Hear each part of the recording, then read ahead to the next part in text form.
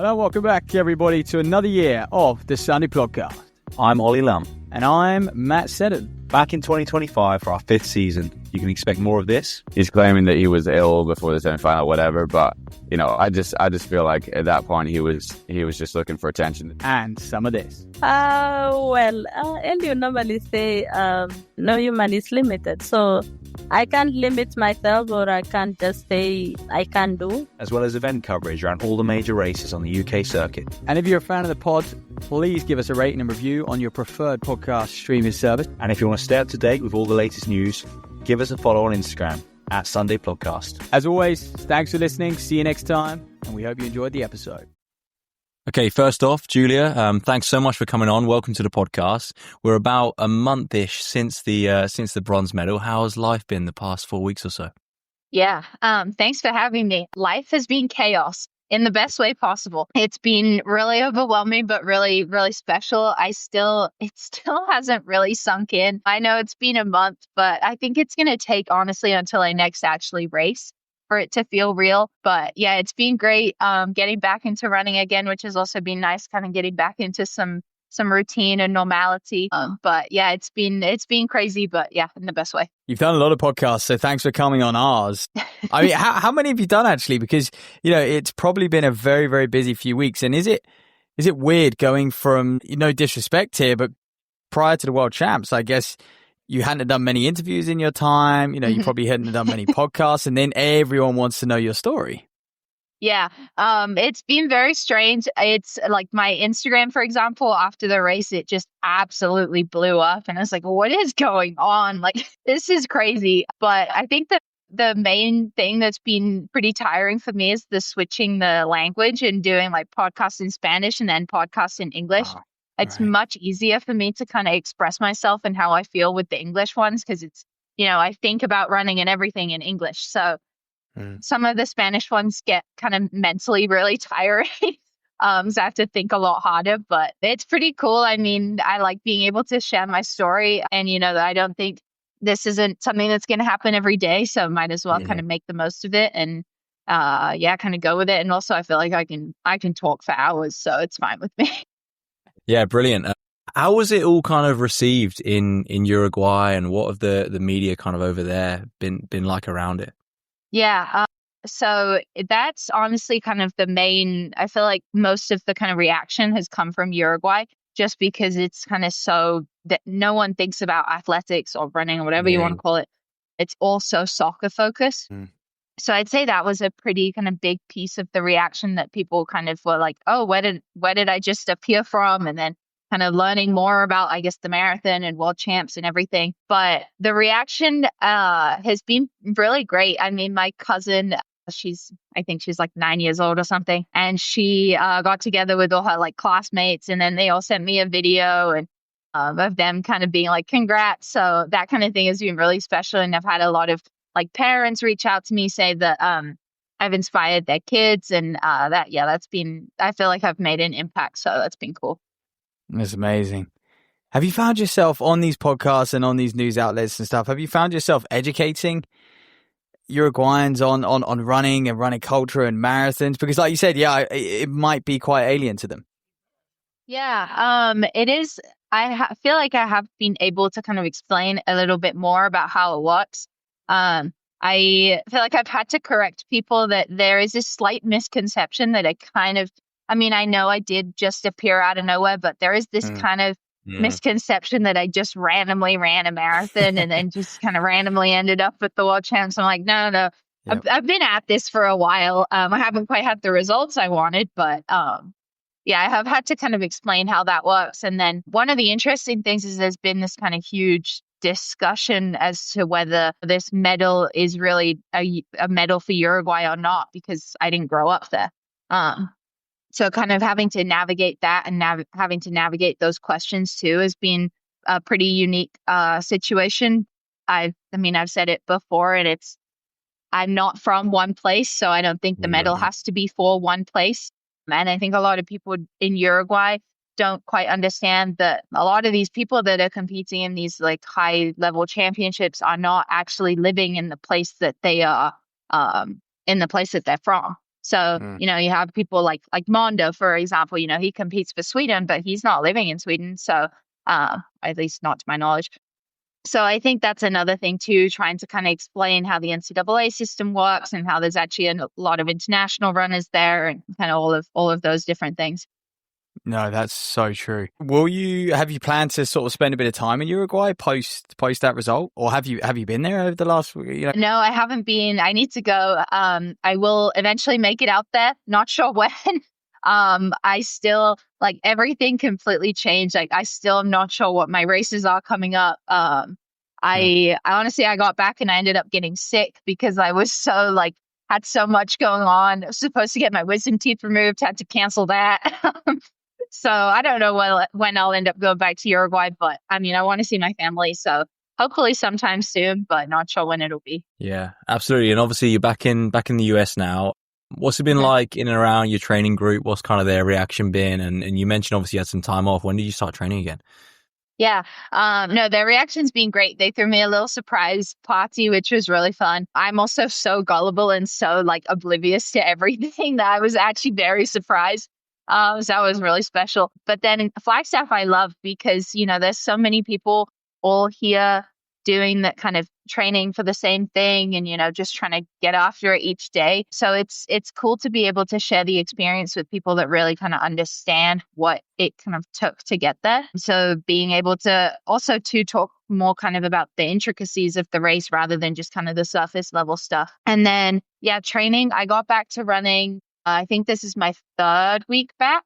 So kind of nothing crazy. Just I took a 2-week break and now kind of getting back into normal training-ish. Nothing super extreme. I did my first workout on Tuesday and it was just a small fartlek. But yeah, I kind of forgot how hard running at 7,000 feet was. Yeah, it's been a little while, hey. But how you mentioned a little bit how that medal was received in Uruguay and in the UK as well. I think a lot of people, like you said, a lot of people looked at that and British people and would have been very, very inspired from that medal. And a lot of Brits have a connection with you, especially over at Cambridge. But how was that bronze received in Flagstaff as well, specifically within your training group? Because I think, I mean, I don't know for sure, but that was the only medal. Your medal was the only medal that a sort of person who resides in Flagstaff, trains in Flagstaff at the World Championships. So you're sort of flying the flag for Flagstaff as well, and specifically your training group. So how was it received amongst that community? I mean, your coach and stuff. That's it's one of the biggest successes they've had in their career as well. Yeah. So I think in Flagstaff, everyone, was really happy for me. It does feel kind of weird being the one with the medal in Flagstaff when I moved here a year ago. And I remember going on these runs and being like, wow, that's so-and-so. Well, that's this person. And now I'm like, it's me with the medal. But no, that's being cool. But my coach, I think, he's been super happy for me. He's very kind of stoic and difficult to read sometimes in terms of emotion, or I always mess with him for that. But I think he was pretty happy. But it's cool to kind of get my team a little bit more well known too. And I think in Flagstaff, there's kind of, I don't know, people move on fast in Flagstaff, which I kind of like. There's a lot of people that are, you know, they were training for Chicago or they're training for New York now. So, I mean, I think everyone was really happy for me, but also now it's okay, it's been a month. Now it kind of the running world moves on, but I think I kind of like that. I'm happy to kind of go under the radar again. Yeah. Let's talk about kind of the preparation going into the race. Like you mentioned, you moved to Flagstaff not that long ago and saw yourself as kind of almost an underdog even in that training environment. So talk about the prep going in and your expectations, I guess. Yeah. So the main kind of thing with the preparation was getting ready for the heat and the hills at the end of the race. So the heat, we knew it was going to be hot and humid and pretty miserable. So I was going to the sauna 3 times a week for about 20 minutes every week. And that was pretty tough. Honestly, I'm not a fan of the sauna. I get really bored. I don't really know what to do with myself in there. And it feels like time doesn't move. But I think that really helped. And then trying to get prepared for those hills, because the course kind of in general seemed pretty flat, but the last 5K was fairly uphill. And, you know, at the end of a marathon, you have the last 6 miles just really sucks. So if those hills had been in any other place in the marathon, they probably would have been fine. But just knowing where they were placed at the end, my coach really wanted to prepare me for them. So we did a lot of very long efforts finishing uphill, which thankfully, Flagstaff has a lot of hills, so it wasn't too difficult to do that.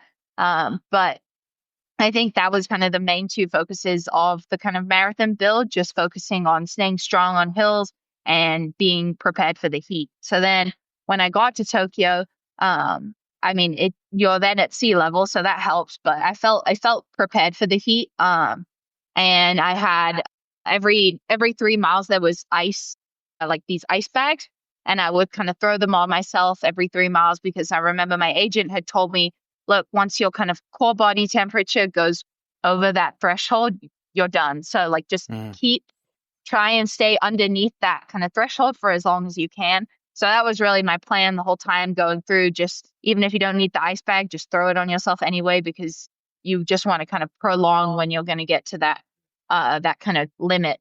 So I think that those are the main things in my preparation, and then the rest was kind of regular marathon build stuff. I was running, I think, like 90 miles a week, strength training twice a week, pretty kind of standard, I guess, marathon training. Maybe that's low mileage for a marathoner, 90. I don't know. I know some people do like 120, but yeah, that was basically what we did leading up. Yeah, I feel like in the modern day, that's low. You hear all these numbers that people are plucking out. Chicago, everyone's doing, 200K weeks plus and whatnot. So beyond the sauna, actually, there was no specific heat training because it was extremely hot and humid out there. But beyond the sauna, you weren't running in the heat.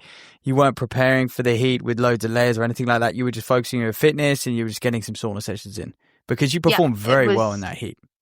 Yeah, I did a kind of tune-up race. I believe it was 7 weeks out in Iowa that was hot and hilly, and it was a 7-mile race, and that was kind of to get used to running in the heat in the hills. It ended up actually not being that hot. It was a really pretty big like storm, but it was still humid. But I think the main thing, the sun in Flagstaff is very strong. So even though it wasn't particularly hot here, and it's obviously very, very dry, I think the fact that you're at 7,000 feet and the sun is very, very strong kind of is almost, if you can suffer through that, it kind of gets you ready to suffer through humidity and just like the heat in general. I didn't go to, I know a lot of people went to Hawaii for heat training before. I am a homebody, so I wanted to stay at home and then just go kind of as close to the race as possible to Japan too. But I think really just the sauna and the sun, like I said, the sun is so strong here. I think that was enough heat training. I also just, I don't like the idea of running in a bunch of layers. I think that that would just be miserable, and I would just hate it and run badly, and it would defeat the purpose of it. Interesting. Interesting. I think one thing you did extremely well in the marathon, you talk about preparing for that last 5K, that's that gradual uphill, that grind, and you accommodated that in training, but you also sort of came to conclusion that sort of you were operating at 5:30s, if I remember, something in and around that region for a large part of the race. How did you come up with that figure? How did you and coach come up with that figure and said, look, we know if we set off at this, we're probably going to be able to sustain it. We might be in with a shout of, it might not be a bronze, but it might be a top 8 finish. It might be a top 10 finish. How did you sort of come up with that initial figure and just have the confidence to set off at that and sort of hold it? Yeah. So I think the night before, my coach had told me aim for around 540s. He said, basically, let's pace it like you're at altitude. That was kind of the plan.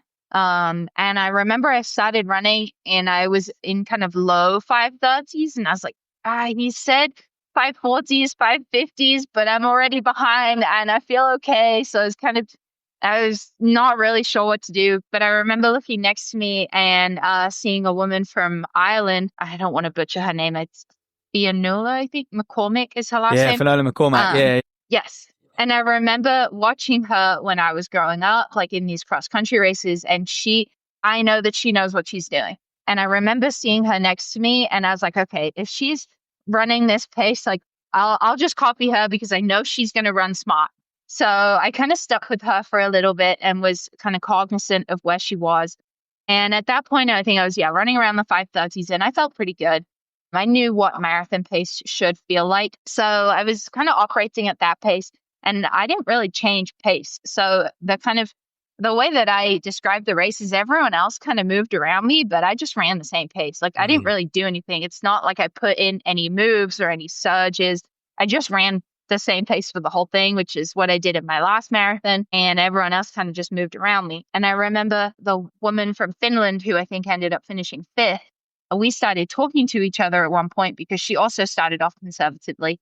And we were both saying, I think the group ahead of us is slowing down. Like, let's just keep this pace and work together and see if we can catch them just naturally, but not get too excited too early. And that's kind of just what we did. And that pace that I found was just kind of what felt right in the moment. And so that was kind of just the pace I landed at. And usually when I kind of lock into a pace, I'm pretty good at just staying around that pace. And I think really just everyone else around me was changing what they were doing, and I was just doing my own thing. Yeah, and you didn't know, did you? Like until right at the end, until you'd finished, you didn't realize how many people you'd come past.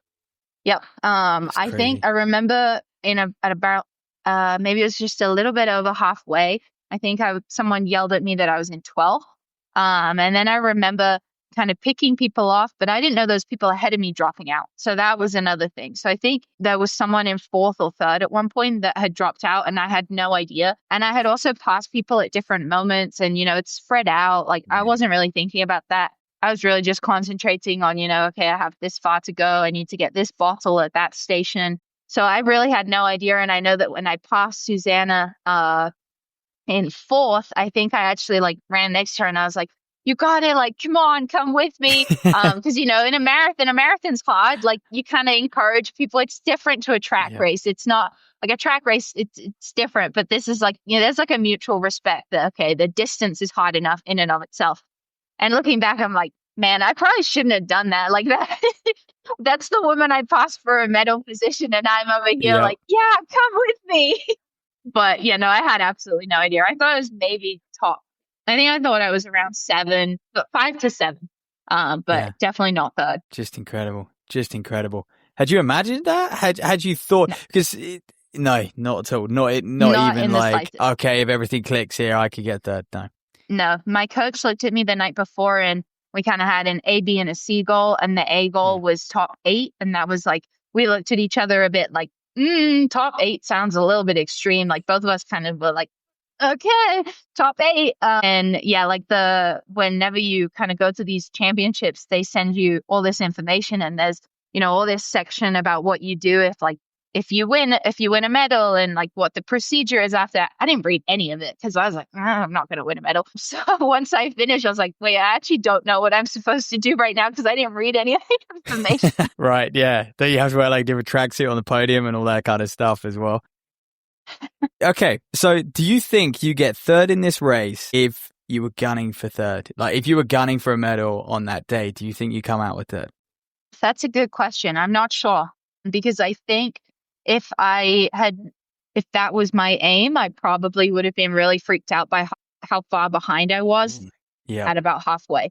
I was pretty far off that giant lead group. So I don't think I would have got 3rd if I was aiming for 3rd, maybe top 5. But I think that also I know for a fact that front group was surging a lot. And they would kind of kept yo-yoing their pace. And I think that would have absolutely, I don't think that would have worked well for me, just the kind of athlete I am. So honestly, probably not. And I think I also would have stressed myself out and maybe got in my head. So when I passed the woman in 4th, I'm glad that in 3rd, I'm glad I didn't know that I was in 3rd, because I think I would have kind of freaked out and almost froze. So I think honestly, being kind of naive to the whole situation was pretty good. What can you learn from that going forward then? Just thinking, going into bigger races, when you're talking about LA, you might be like, okay, how can I get on the podium in LA? Or next time the World Champs rolls around, maybe a marathon May. What can you learn from that sort of psychology within the race? Because I guess you now have to recalibrate a little bit, and you're going to have more expectations of yourself. I think just to learn to run my own race, and just to really focus on the process and not the outcome. I think those were really the main 2 things. I can't control what anyone else does. If someone has an amazing day and they run whatever time, and that means that I end up, 5th instead of 3rd or whatever it may be, then I can't control that. I can only control my effort. So I think that just focusing on the process, and what I did leading up to Tokyo was okay, this is worlds, but whatever I've done in the past is what got me here. So I'm just going to keep doing that. So I think going forward is going to be the same thing. Like, this is what got me to this point. So clearly this is what works for me. And I just have to trust that that's what works for me as an athlete and keep doing that. And yeah, I've never really been one to think like, this person's doing this, so I have to do that. And this person's doing this, so I have to do that. So I think just staying true to the fact that trusting myself and also trusting in whatever my coach tells me is probably going to be the psychology I do moving forward, and just try and honestly keep it as similar as whatever I have been doing, because clearly it worked. Yeah. Obviously, you prep for the race. You've nailed it in terms of not going off the leaders, running your own race. But you must have been in great shape as well. Like that sort of performance doesn't come without the physical shape too. What do you think that performance is worth if you go run at Valencia or wherever on that day? Like, how quick do you think you could have gone? Yeah. So I think that was one of the things, honestly, that did give me confidence going into this race. Is I know my ranking on paper was pretty far down. Honestly, like one of the last ones in, but I knew I was in so much better shape than my 227. I think I could probably maybe run like 223, 224. So that's a pretty big jump. I know the woman that was in fifth actually ran a marathon 2 weeks later, and I think she ran 223 or something like that. So I would assume, yeah, I know. I think she's racing in Valencia as well soon. I'm like, wow, that is impressive. But I think that that's probably about the shape I was in, 223, 224. I mean, you never know. There's always like shoulda, coulda, woulda, whatever. Yeah. But that's probably where I would be. And I knew that I was significantly fitter than my PB going into it. Yeah. Is it tough to predict, just a bit of an altitude question here, is it tough to predict what sort of shape you are in a marathon when you sort of live and train up at altitude all the time? Because you've only been, well, I say all the time, you've only been there sort of a year or two now. So you're probably still understanding what the altitude conversion is when you do X session and then you go down to sea level and hit a race, because you haven't had that much experience of doing that yet. Yeah. So I sometimes, and I get laughed at by my team for this, sometimes I kind of tell myself I'm not at altitude and I'm like, I forget why this is so hard. And then I realize that I'm at altitude. But honestly, I think, anything you do up here, you can probably take off like 10 seconds. I'm conservative in whatever conversion I give myself, because I'd rather I don't want to get ahead of myself. So I am conservative with that. But I know that 3 weeks before my first marathon, we did I think it was 14 or 15 mile kind of steady or hard run at, I think it was at 3,000 or 4,000 feet of elevation down in Camp Verde, which is like an hour away. And I think I ran low 530s for that. And that's what I did before my 227. And so then this time we did the same thing, but we stayed at altitude, and it was on a much hillier route. And I think I was pretty much around the same pace. So I knew, okay, if I'm running that, and that was a really great workout before I ran 227, and that's a much less altitude and flat, and then I'm doing the same thing at altitude and hilly, then I've got to be in better shape than the 227, because that's, pretty big difference in terms of conditions. And yeah, I think that is kind of the way that we guess things. And then you also kind of know what pace other people are running to, and what they've done in races. So you can kind of, guide off of that. But honestly, I just run the paces that my coach tells me, and then just like, okay, whatever, this is the pace he said, so this is the pace I'm going to go. Love that. Yeah. You mentioned that 227 was ranked pretty far down, one of the last in. How do you kind of mentally and physically, prepare for a race when you're kind of not sure when you're going, sort of thing? It's not like you qualified for this a year and a half ago, like some other people. Yeah. So I think I found out in April maybe that I had made it. So the way it works is every Wednesday they would update the list. So it was top 100, and they would update it. And there was, I think, 3 weeks where I went I was 92, 94, 96. And then it was I think it was the Boston or London marathon. And that weekend I was so stressed, because I was like, I just need these marathons to happen so that I know if I'm making it or not. And the last Wednesday, when they last updated it, I ended up being position 100. So I was quite literally the last one in. I think in the end, with like scratches and people not going or whatever it may be. I think I was probably 80th, but like technically on the list, I was the last one in. But I think that still, gave us a fair amount of time. We had from April all the way until the race. It's not like track where, you do the trials and then you're like, oh, okay, I made it or I didn't make it. So thankfully I had that on my side. Right. But yeah, those were some stressful couple weeks refreshing those descending order lists. I did not enjoy that period of time. Yeah, I actually thought the cutoff was a bit later than April. So, you had a little bit of time. It might have been May. I don't know. It was around then. Yeah. But yeah. No, fair enough. And obviously it's a good job Uruguay don't have the same sort of selection policy as Great Britain, because otherwise you probably wouldn't have even been there. So what interaction did you have with Uruguay? Was it just like, oh, yep, you've made it, off you go? And do they, the governing body, how do they support you, if at all, at the moment? Yeah. So with Uruguay, I only started running for them in January, I believe. And they, I think after the marathon, we were all kind of between me, my agent, my coach, and then the president of the Uruguayan Federation, who's kind of he really does the main thing. There's not many of us, so it's not like the Great Britain team where there's like a million different staff members. So he was kind of in contact with me and we were kind of talking just about whether I'd made it or not. And he was updating me. And yeah, that was kind of really it. It was pretty simple. Just a simple WhatsApp group where we would kind of talk back and forth. Nothing very formal. And nothing in Uruguay is super formal. So it's also a really small country. Everyone knows each other. Like my family knew him before I even years ago, and they don't even run. So they just knew him as a person. So yeah, it was a very different experience to, for example, when I was selected for the European under 23s when I was growing up in Great Britain, where, I had like an official phone call and, the whole thing. This is very different, but it worked out fine. And then in terms of support, I don't really know how it works in terms of like economic support from the federation. That's something me and my agent are going to have to look into. But since I only started running for them in January, that kind of wasn't really in my mind at all. Running only really became something that I was able to do full time pretty recently. So kind of that funding side of things I wasn't really thinking about that. So it's definitely something I need to explore. I'm just looking. The population, only 3.5 million.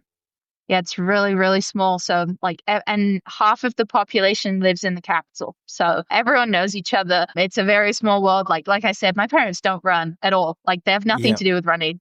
They're mathematicians. And they knew, his name's Ivan. They knew Ivan through some, I don't know, mutual friend. And that's how my mom actually ended up connecting me with him, because for some reason she had his phone number and she messaged him and was like, hi, by the way, my daughter runs and she wants to run for Uruguay. And the whole thing got triggered through WhatsApp. So, wow. That's crazy. That seems like a pretty good time to, I guess, rewind to you growing up in the UK, getting into running. I was going to ask if your parents kind of encouraged you into it at all, but perhaps not. Yeah, no. I started swimming. So I swam competitively until I was about 16. And then I remember I wanted to do triathlon, but the waitlist for the triathlon club was longer than the waitlist for the running club. So I was like, well, I'll take up running and then add in the biking at some point eventually. And then running kind of went pretty well. And then my coach, Mark Weil, Cambridge and Coleridge, he said to me at one point, he was like, okay, you should probably pick a sport, because by this point I was playing netball. I was on my school's hockey team. I did just about every sport that I physically could. I was incapable of sitting still. And yeah, so my coach was like, okay, you need to pick a sport. You can't keep going to swimming at 5 a.m. and then going to running and then swimming after running. It's too much. So I eventually just kind of started improving a lot more at running. And it got to that point, when you're around 15, 16, that people start dropping out of sports. So my kind of friends at swimming weren't swimming anymore. It was really kind of just me and a few others. It wasn't that fun. And I started improving in running and enjoying it. So eventually I kind of made the decision to stop swimming and just focus on running. And it kind of all went from there. My next 2 years were when I was at sixth form, it was just running. And then I got recruited to come to the States. And from then on out, it was just solely running. But yeah, my parents are not, they run for fun. And they're physically fit people, but they never ran competitively. My dad is a mathematician. My mom's a statistician. So not runners. how did Cambridge and Coleridge and Mark Vahl had a good few weeks. You pick up a bronze medal, and Cambridge and Coleridge, they won the 6th stage the other day. I don't know if you're still in touch with the distance running scene in the UK. So they made history. So he's had a good few weeks. How did he and Cambridge and Coleridge, the club itself, sort of shape your career then? Because obviously they've set you up for a huge success, and I guess a lot of credit to Mark and the team there. Yeah, definitely. No, I did see that they did really well. I've been following along. It's really cool too to see people that I, ran with when I was at English schools from Cambridge, like Shannon Flockhart, who's had a great career at Providence, or like Thomas Keane running for New Balance. Like, it's really cool to see how like I knew them when I was really young, and we're all just like down at the track, and now kind of all gone our own ways. But that's been really special. But that's a mad era. Era. Yeah, like Tom Keane. Yeah, Jesus. Continue. Sorry. No, you're good. Mark was great. I mean, Mark, I think the one thing that I really credit to Mark is he always kind of instilled in me just to work hard. And I think that was really important. As a coach, he kind of, the workouts were never easy, and he didn't kind of tolerate excuses. I mean, it was always just kind of you get out what you put in. And I think that's kind of a fundamental thing that I learned very early on in my running days. And that's something that's definitely led me to kind of building this mental strength that I have in the marathon. He also was pretty crucial in kind of teaching me not only how to race, but I guess how to race. So like I like to go hard and run from the front. And I think that he was very good at telling me, okay, no, you need to stay with the pack, or like, calm down at the beginning. And I think that I didn't always execute that when I was younger, but I think that kind of carried forward. And he also was very keen on me kind of building strength in cross country and not moving up to the long distances too soon. So the furthest I ran on the track when I was in England was a 3K. And I did 1500s to work on my speed. I hated them, and Mark knew I hated them, but he knew they were important for my kind of development. And then, running cross country. I also didn't enjoy cross country, but he was always telling me, okay, this is important for running a 3K on the track when it gets to the summer. So I think all of those things were pretty crucial. And then Rick Park, too, kind of assistant coach at Cambridge and Coleridge. He was always there throughout the whole journey, too. I'm still in touch with him. So I really think between the two of them, they were able to kind of instill kind of, I guess, beliefs that I've then carried through. Kind of just the fundamentals of running, and they taught me a lot, because really I went into running like I had no idea what I was doing. So how does a marathon runner hate cross country? Because whenever I see marathon results, even Chicago this weekend, you're like, everyone has a pedigree on the country. Like, Conor Mans, Jacob Kiplima, like everyone's done their job on the country. So it surprises me that you didn't have that same love for cross country, and you've had such marathon success. No, I hate cross country.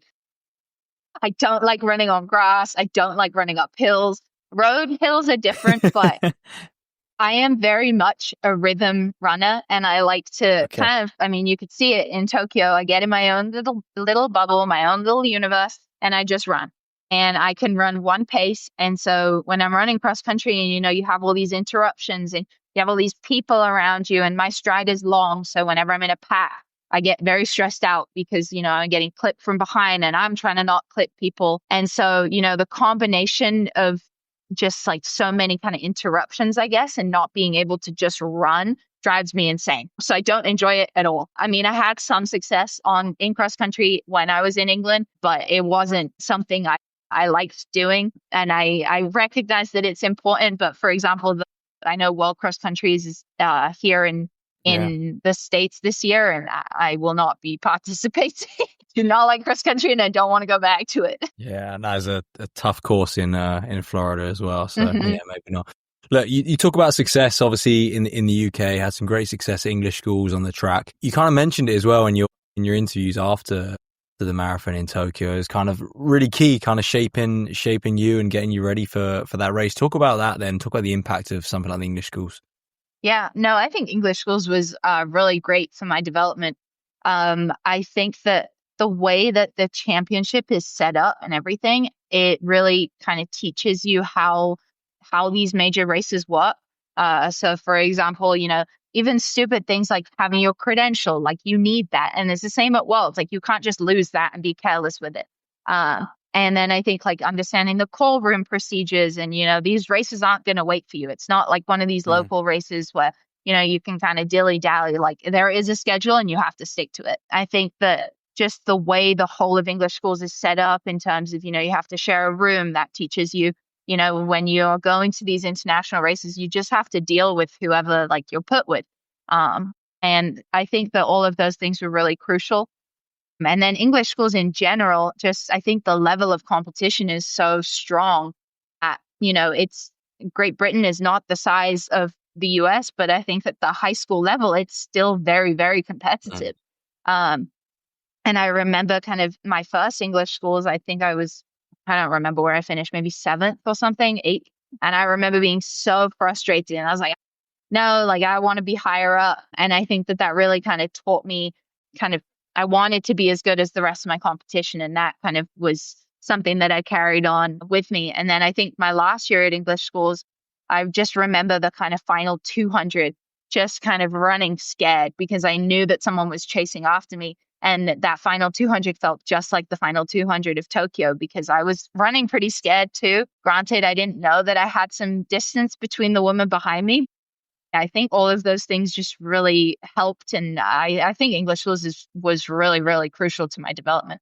Crazy when you think about your journey from English schools to sort of where you are now, probably best part of 10 years. And you've been to many different places and you've been, I guess your head and your love for the sport has sort of gone up and down at times as well, because you did speak about the sort of the NCAA. We talk about English schools being great. The NCAA is also, what a fantastic breeding ground, what a fantastic place to develop as an athlete, but it didn't come without its challenges. Yeah.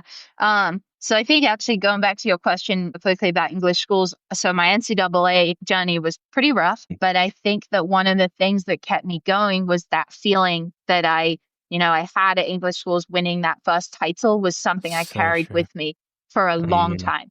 And I wanted to get back to that feeling. So that was what kept me kind of motivated. I was like, if I could do that, then like, I want that feeling again. I want to be able to recreate that. So I remember when I was in the NCAA and things, I had my fair share of injuries. It was mainly the indoor track. My body and the indoor track do not agree. I am tall, lanky. I have a weird stride. Like I was always getting injured on the indoor track, and then I wouldn't make it to the outdoor season. And then I'd run cross country, but like I just said, I hated it. So it was kind of this cycle that I was in.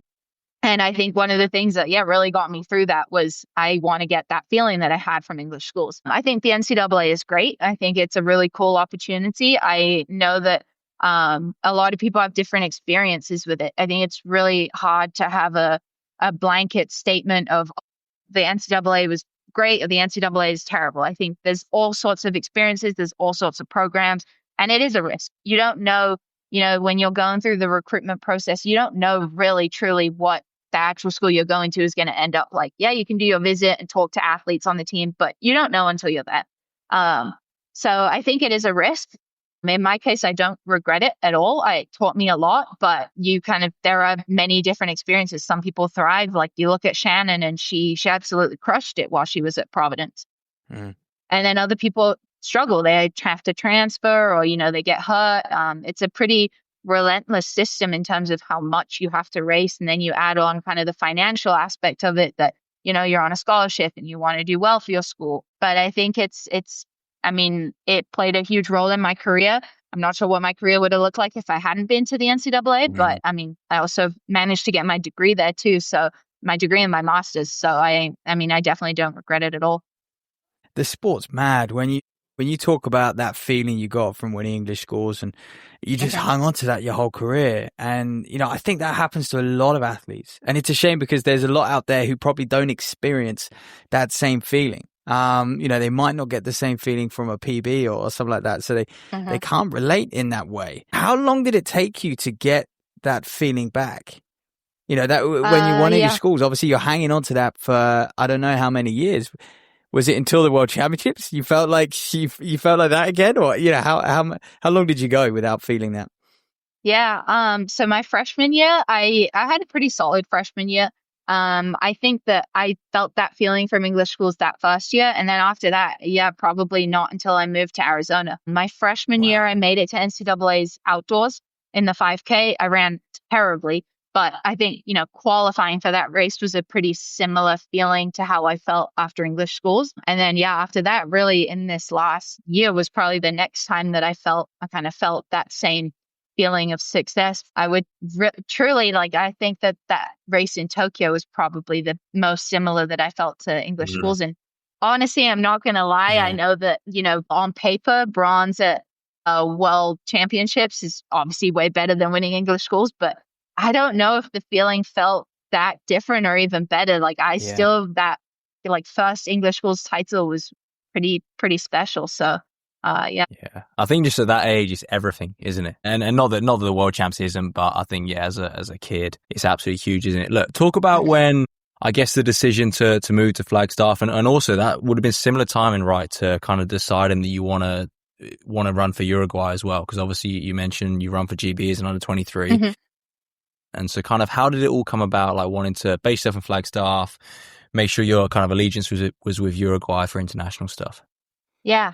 So I graduated in, I get all my years confused after COVID, but I think it was 2020, end of 2023. And I took a year kind of break. I moved to California. I had a job with the West Coast Conference and was working for them. And I didn't have a coach, and I was just running. I was just running mileage, doing my own thing. I'm pretty, self-motivated. So just getting out the door each day, I was just running my mileage and doing strides. I didn't do a single workout for a year.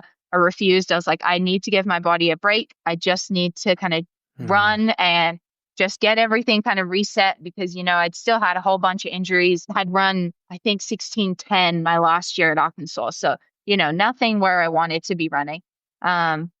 So I decided, okay, I need a little bit of a break, figure out what I want to do in this sport, work a regular job, and kind of go from there. And eventually I switched to a different job that was remote. And my friend Naya was coming to visit me. And she said, oh, let's go to Arizona and go visit our friend Chrissy, who went to Arkansas.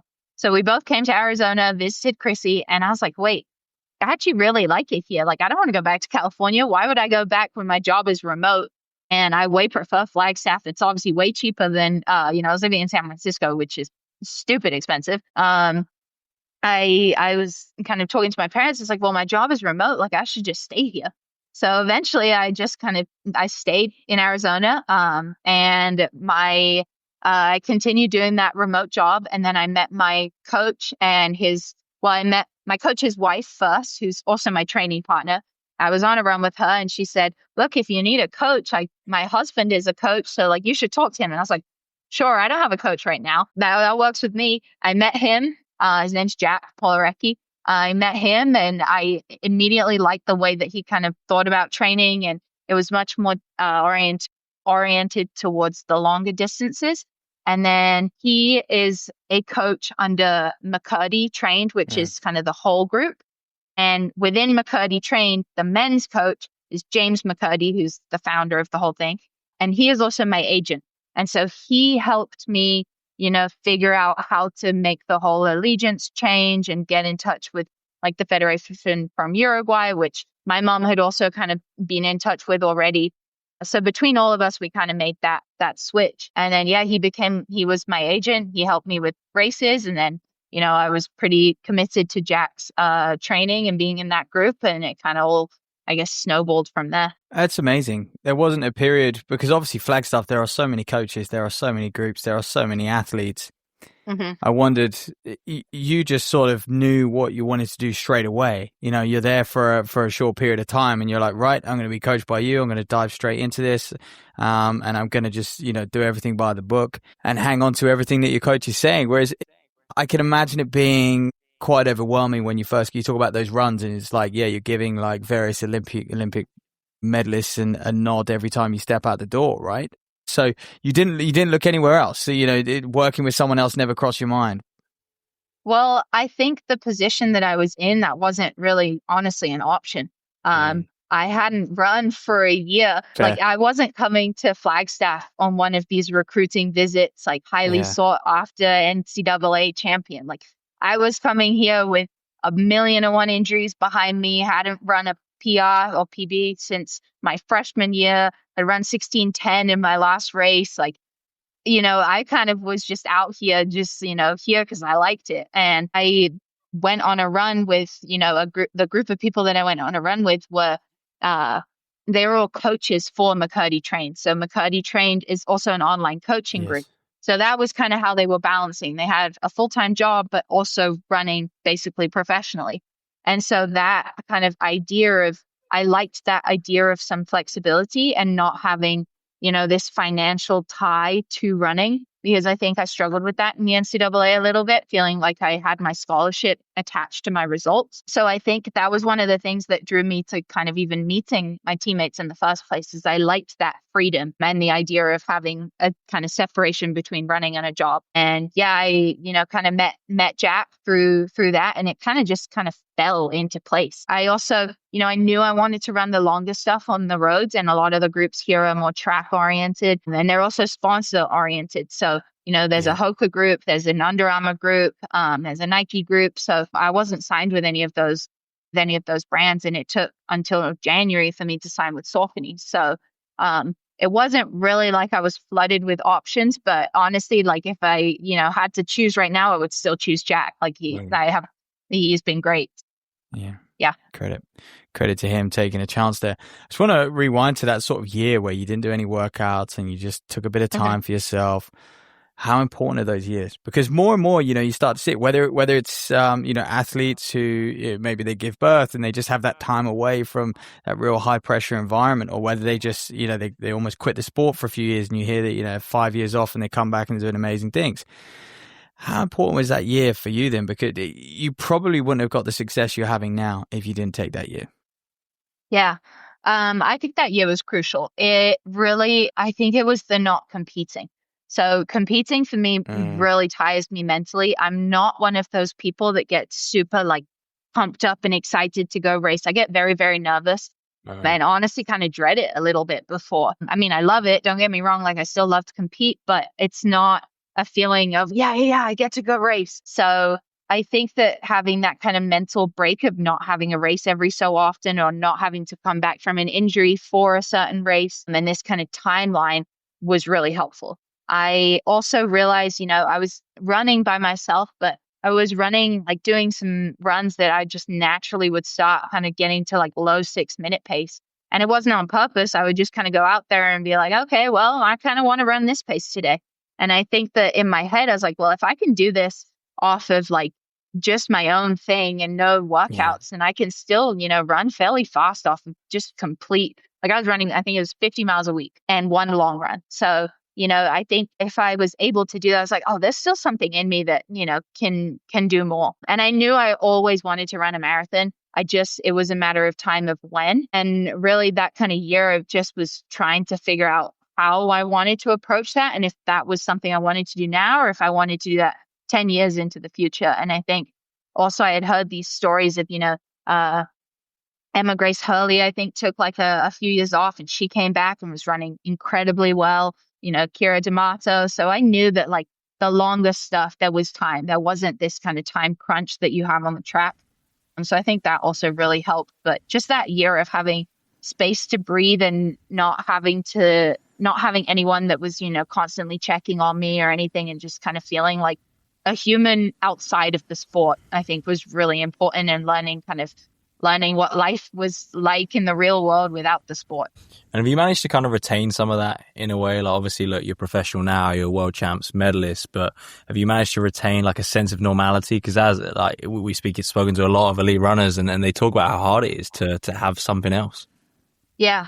I think thankfully all of my friends are all, we all just love to kind of get together and just talk about nothing. And so I think that having that distraction too, we are all runners, but we'll be together and not necessarily talking about running. I think that's really helpful. And then also, I think the other thing too is that marathon training is tiring, obviously. And so in those hours in between, I'm usually doing something watching something on the TV, or going to the movies, or reading a book.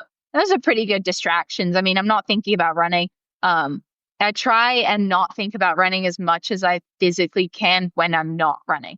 I do obviously think about it a lot. I understand that, but I think having other interests and just doing other things, my friend made a book club and I joined her book club. I was like, sure, why not? It's something different. And I think just being able to kind of take yourself away from that running environment is really important. And yeah, I like to listen to a lot of music too. So that helps kind of distract me. And then, yeah, just kind of trying to do anything that isn't running focused, which now I'm saying it out loud and I can't really think of what I do exactly that's not running focused. But yeah, I think also a lot of my friends, like back home from England, for example, like they don't run. So I call them and, we talk about different things. Or my friends from Penn State, I met them through running, but neither of them run anymore. So like when we call, it's about like complete randomness. So I think having friends outside the sport also really helps. So important. What do you listen to? You're a Swiftie? No. Well, I'll probably get crucified for saying that. I like her music. I just don't think she's a little overhyped in my opinion. But no, I listen. Swiftie, you see. I've seen Swiftie live. So. I've seen her live. I like her music. It's not that I dislike her music. I just am like it to me. She's just like another singer. But yeah, I listen to a lot of different music. Honestly, I really like listening to Central C. I hear that and I'm like, oh, it's a British accent. I want to listen to this.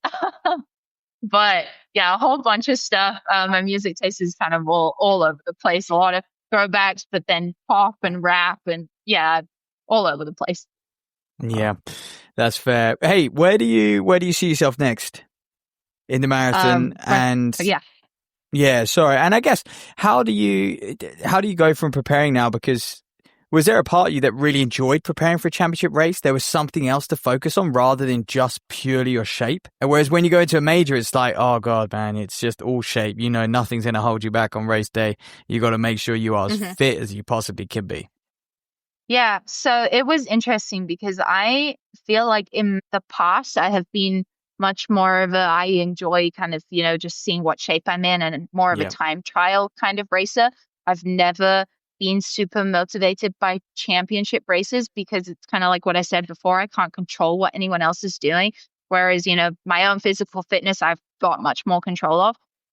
So leading up to this, I was honestly pretty nervous because of that. So I was thinking, I don't know if I can motivate myself as much as I can motivate myself for when there's a PR on the line. So it was weird that I kind of felt that switch and I, kind of actually did start to enjoy preparing for a championship race. But I think I didn't enjoy it until I was in Japan.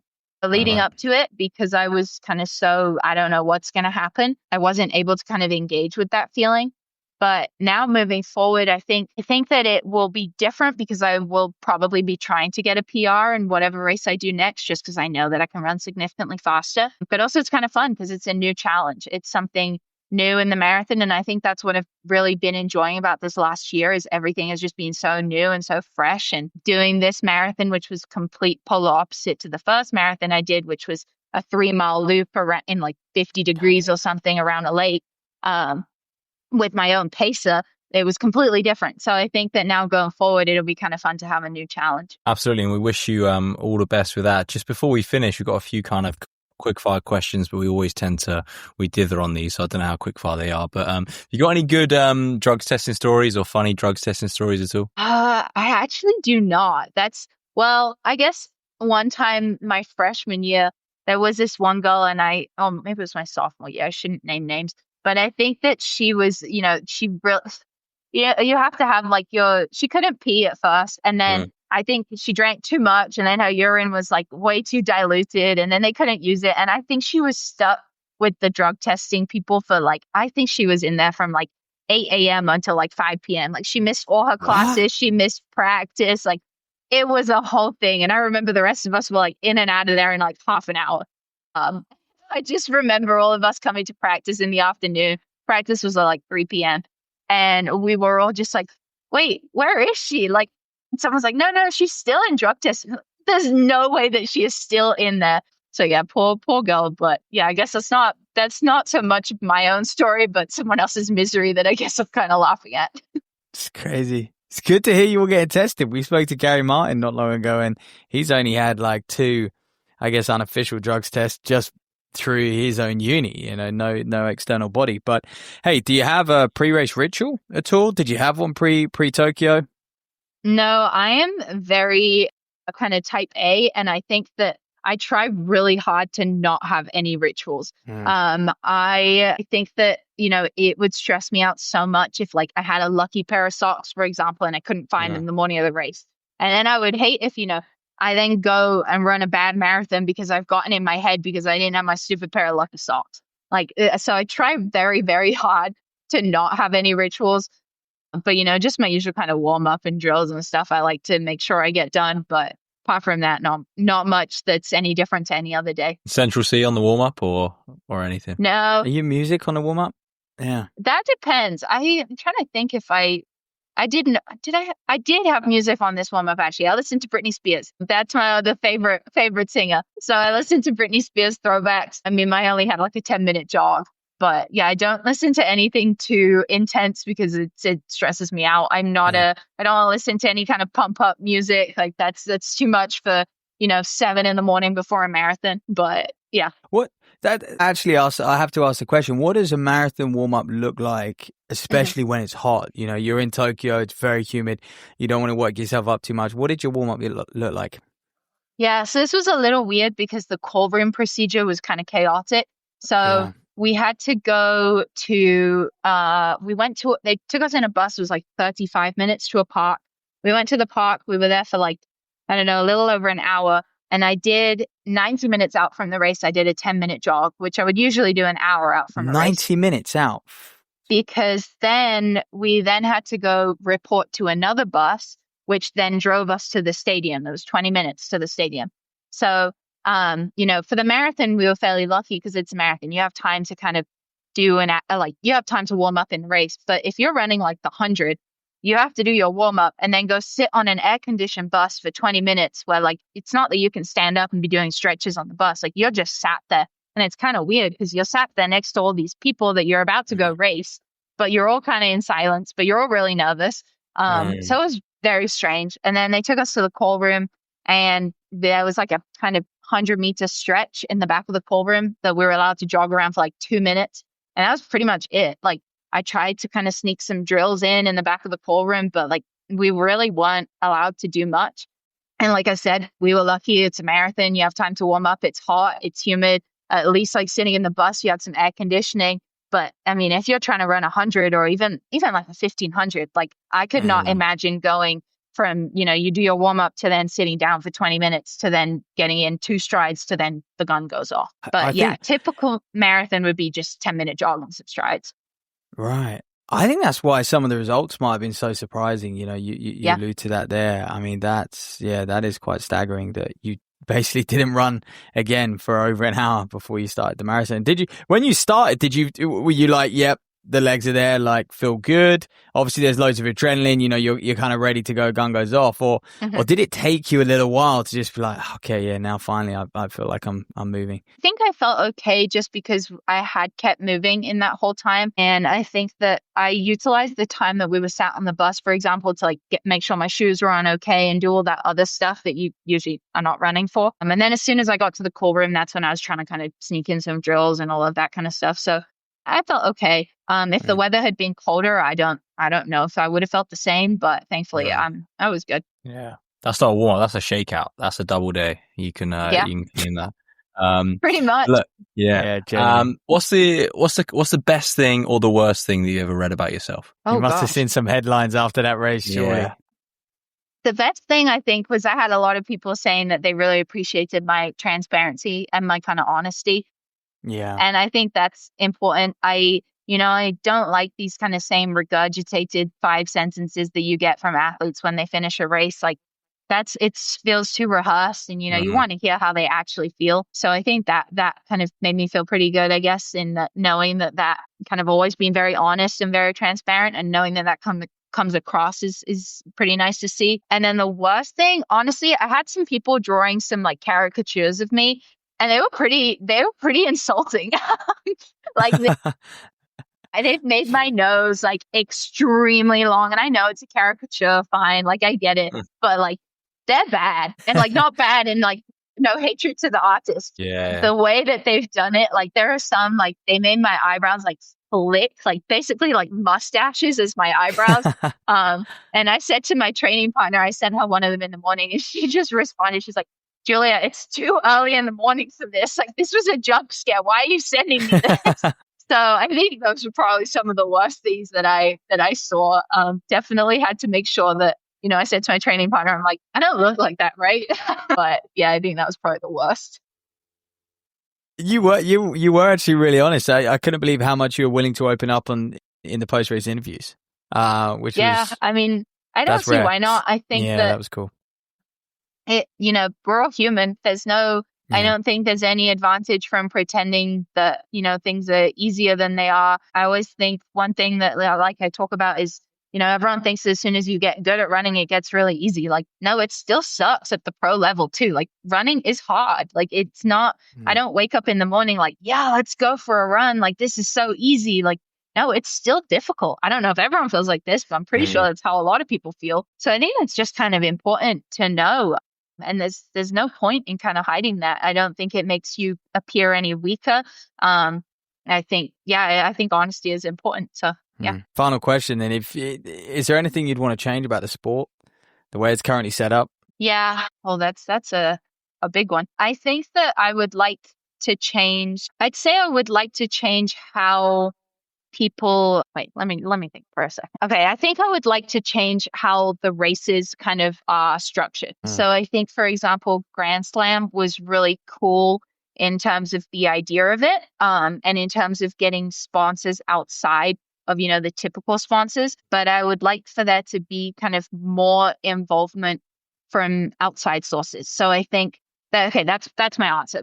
I would like to get more involvement from people outside the sport. I don't know how this is possible, but for example, soccer in Uruguay, the companies or whatever that sponsor them is like a local bank, and things like that have nothing to do with the sport. But I think that increasing that kind of awareness of the sport within more commercial sponsors would be really cool. And that would also, whenever there's more money in the sport, there's more opportunities and, more people can get involved, and it kind of just lifts it all up. And I think it all just comes down to how can we get more money in track and field, which, is kind of age-old debate. But I think that, maybe if we could get, car sponsorships or something to be more prevalent, and just different forms of funding rather than just, the usual like a Nike or an Adidas or whatever it may be. I think that would be something I would not change about the sport, but hopefully improve within the sport. I don't know how that can happen, but we need to sell more stories. I think we need to sell. You need to sell more stories, right? And then you start to get a wider audience. So I think that's. I think that. I think that definitely that's kind of one of the things with like the honesty is it's a lot easier to sell a story when you understand like the personality behind something, and it's not just appearing kind of like a robot that you can't really relate to. So I think the more relatable that people are to, the more that would help. So true. What a place to end. Julia, thank you so much for your time. Yeah, thank you for having me.